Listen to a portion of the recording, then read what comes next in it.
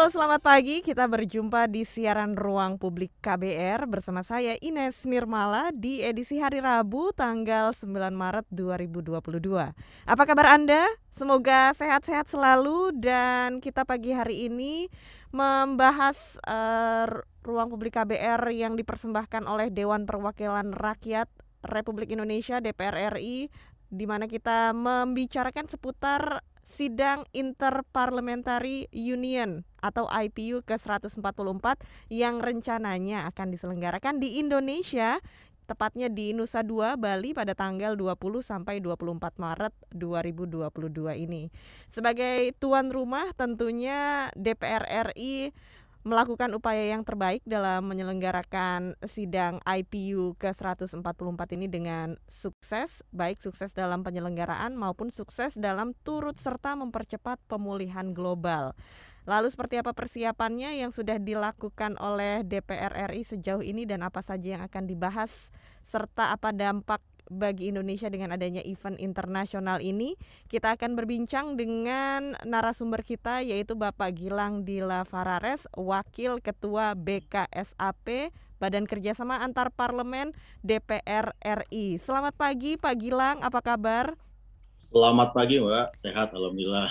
Sehat selalu ya Pak ya. Senang sekali Pak Gilang bisa menyempatkan waktu untuk hadir di ruang publik pada hari ini dan lewat ruang publik siaran kita juga bisa didengarkan di 100 radio jaringan KBR di seluruh Indonesia dari Aceh hingga Papua dan di Jakarta lewat 104,2 MS3 FM. Serta Anda juga bisa menyimak siaran ruang publik KBR lewat YouTube di channel Berita KBR. Baik, Pak Gilang, ini kita tahu bahwa Indonesia akan menjadi tuan rumah dari IPU, Interparliamentary Union, di mana ini adalah wadah bagi anggota parlemen di seluruh dunia untuk bekerja sama ataupun bertukar ide, pendapat, saling bertemu tatap muka satu sama lain dan Indonesia jadi tuan rumahnya ya di sidang ke-144 pada 20 sampai 24 Maret nanti. Bagaimana nih Pak persiapan dari acara yang akan kita selenggarakan ini? Baik Mbak, terima kasih Mbak Ines Nirmala ya. Pertama-tama kita juga bangga dan senang bahwa negara kita Indonesia diberikan kesempatan untuk bisa menjadi host dari IPU ke-144 dan progresnya sih sekarang sudah ini kan karena kan acaranya sudah mau bentar lagi Mbak, udah hampir 11 hari lagi lah. Betul. Jadi kesiapannya sudah hampir 100% udah siap semuanya dan Mhm. minggu depan terakhir kita rapat juga di Bali juga bersama Ibu Ketua DPR bersama dengan seluruh Forkompinda untuk memastikan nantinya acara ini bisa lancar tanpa ada halangan di lapangan gitu. Iya, baik.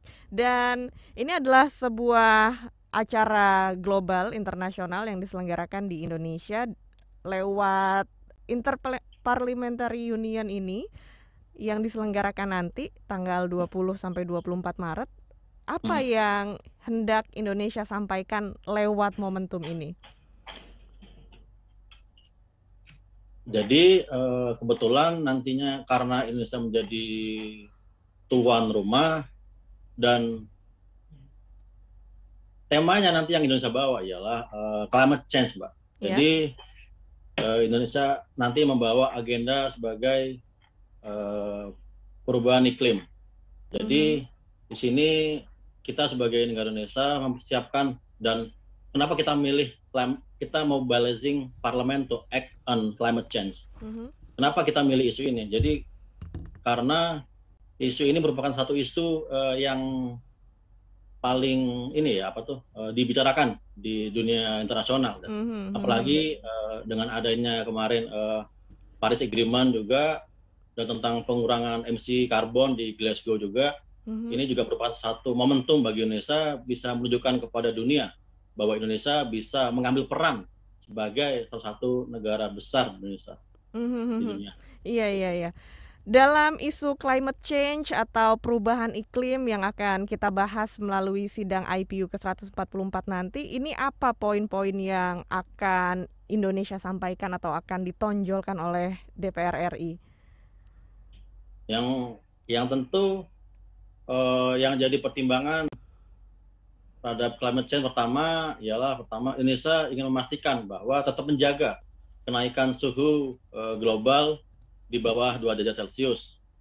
Yang selanjutnya juga meningkatkan kapasitas negara untuk bisa beradaptasi terhadap efek perubahan iklim.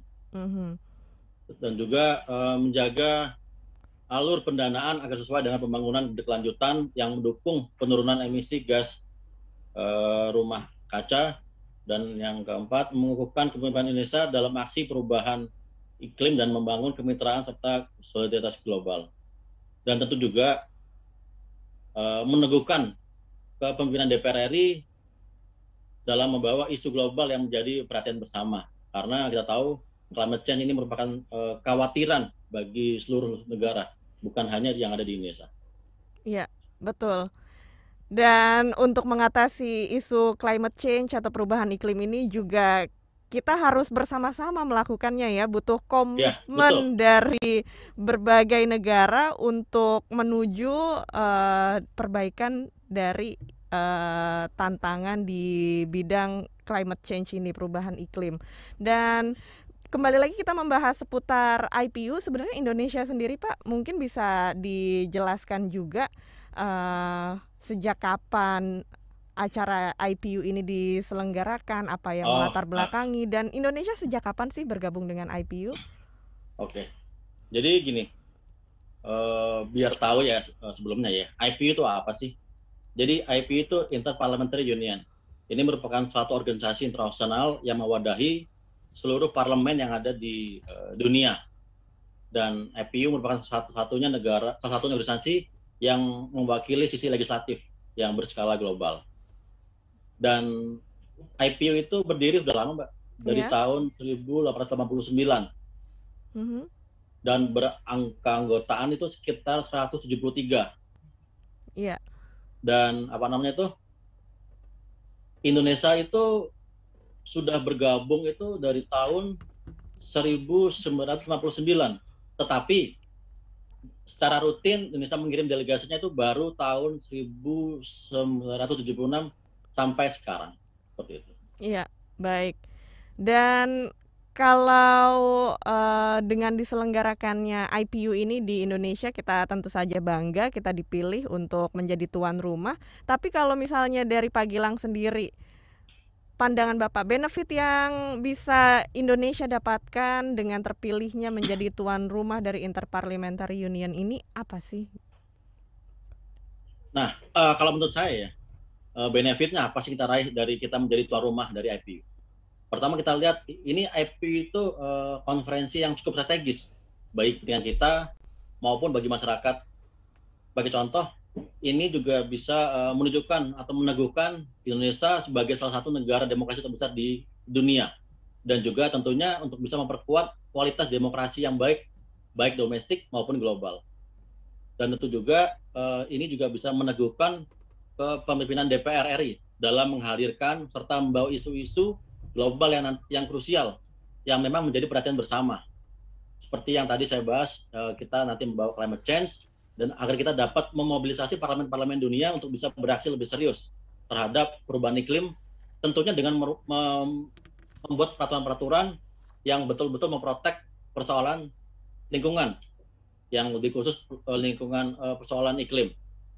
Dan juga dengan terpilihnya Indonesia menjadi tuan rumah IPU, ini juga bisa meningkatkan kepercayaan dunia, Mbak, atas kapasitas dan kredibilitas kita dalam penanganan pandemi maupun pasca pandemi COVID-19.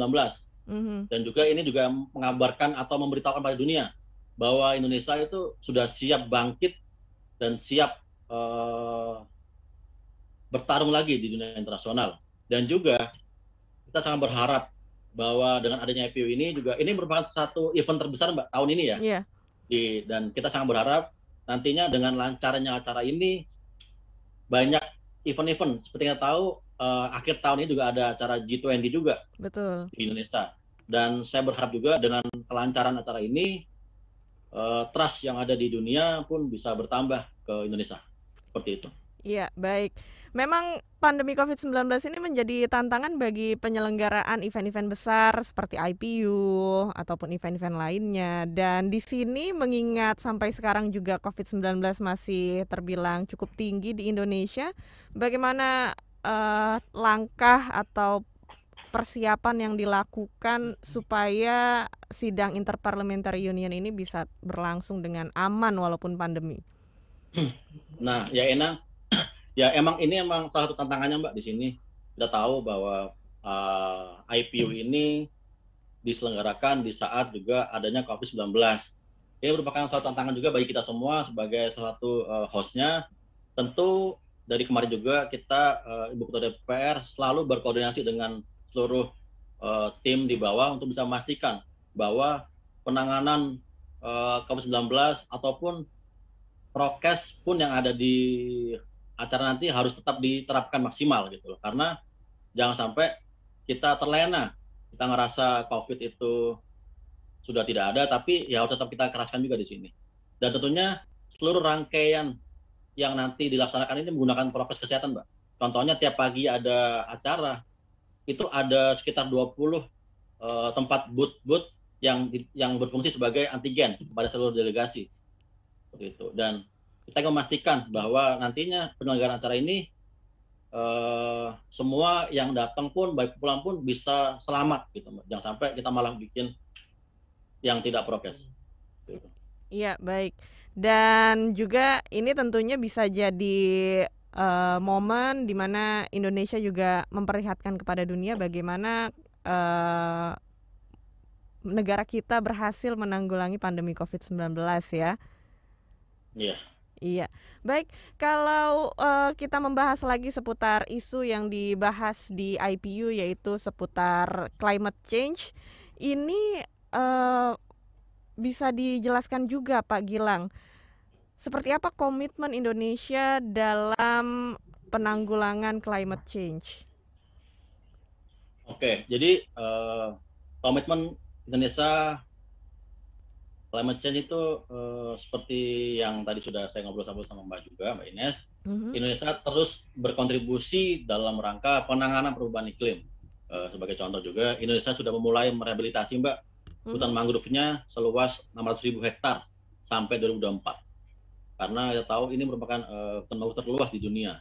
Dan Indonesia juga sudah mulai merehabilitasi 3 juta lahan kritis antara tahun 2010 sampai 2019. Terus di sektor energi juga sama.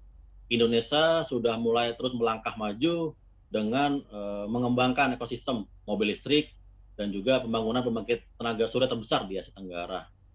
Dan juga Indonesia juga terus memanfaatkan energi baru terbarukan termasuk biofuel serta pengembangan industri berbasis energi bersih. Dan juga pembangunan kawasan industri hijau terbesar di dunia di Kalimantan Utara. Dan juga Indonesia juga menerbitkan Undang-Undang Nomor 16 Tahun 2016 tentang ratifikasi Perjanjian Paris.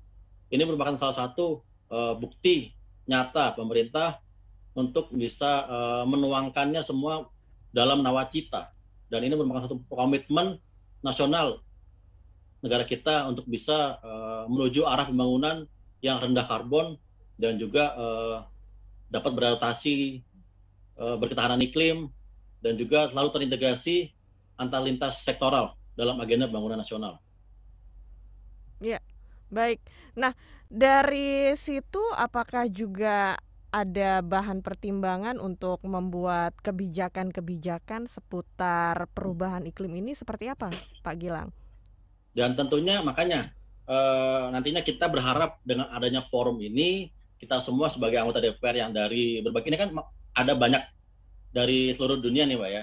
Jadi nanti kita di sana berharapnya ini bakal ada sharing session. Misalkan contoh, seperti apa sih isu climate change yang ada di negara ini? Sebagai contoh kemarin ada di negara Rwanda Mbak. Ya. Jadi mereka itu sangat-sangat concern terhadap climate change. Apalagi terhadap kemarin itu terhadap plastik contohnya. Bahkan mereka bisa menganalogikan Mbak. Orang membawa plastik jalan itu sama kayak orang bawa narkoba. Ya. Seperti itu. Jadi isu-isu inilah yang nanti kita harapkan bisa ada di saat nanti rapat-rapat itu, dan nantinya kita sebagai delegasi yang ada di sana juga bisa nantinya membawa isu ini pada pemerintah, sehingga nantinya di saat kita membuat kebijakan dari budgeting, dari legislasi pun kita bisa melihat sebagai contoh. Misalkan negara besar sudah melakukan seperti ini, kenapa nggak kita coba gitu? Karena kalau kita menjadi negara besar, ya kita mengikuti seperti mereka, seperti itu, Mbak. Ya, baik Pak Gilang. Menarik sekali perbincangan kita di ruang publik KBR pagi hari ini, dan sekarang kita harus jeda dulu sejenak. Dan bagi Anda yang ingin bergabung di siaran ruang publik KBR, silahkan menghubungi telepon bebas pulsa di 0800 245 7893 atau WhatsApp di 0812 118 8181, serta Anda juga bisa memberikan komentar lewat live chat YouTube di channel Berita KBR. Dan tentunya kita tunggu partisipasi Anda untuk ikut berbincang dengan narasumber kita, yaitu Bapak Gilang Dila Farares, Wakil Ketua BKSAP DPR RI. Dan kita akan kembali lagi ke ruang publik KBR setelah yang berikut ini.